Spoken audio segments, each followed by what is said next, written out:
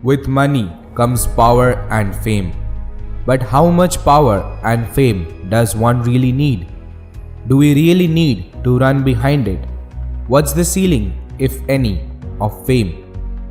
All of these can be answered by a simple story that tells us to be content irrespective of the stage of fame we are at. It tells us that fame has no end, only temptations. It creates insecurity in people as they strive to reach number one, a concept that doesn't really exist outside the logical, mathematical definition. I once heard a story that I believe truly disillusions a person from this concept of number one. It's the story of the mountain of heaven. According to the scriptures, the mountain is described to be 84,000 yojanas high, a height nearly 85 times the diameter of Earth. The summit of the mountain was in the heaven, and the sun, along with all its planets in the solar system, revolved around that mountain. It was the center of the world. The mountain had 4 faces, each made of a different priceless thing: gold, crystal, lapis lazuli, and rubies.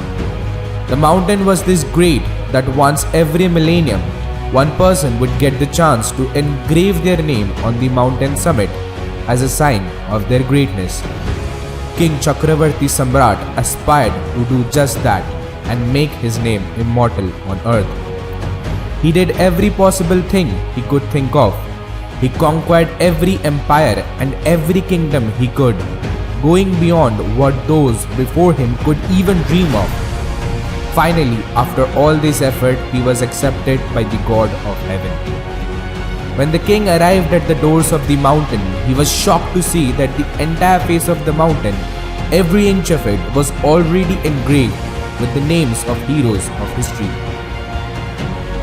He asked the master of the mountain to at least make some space for his name, and to that he was advised to write his name on some other face of the mountain. The king went on to each side to see the same sight, every inch filled with names of people who etched their name before him. He was horrified. How can there be so many names if only one person is allowed to do that every 1,000 years? He was confused. The master of the mountain told the king that he may erase any name he chose and write his name on that space. But the king was hesitant. Would that be worthy of his fate? Would that be fair to the person whose name he erased? The king asked as much, and the master replied that this is how things have been done through the ages.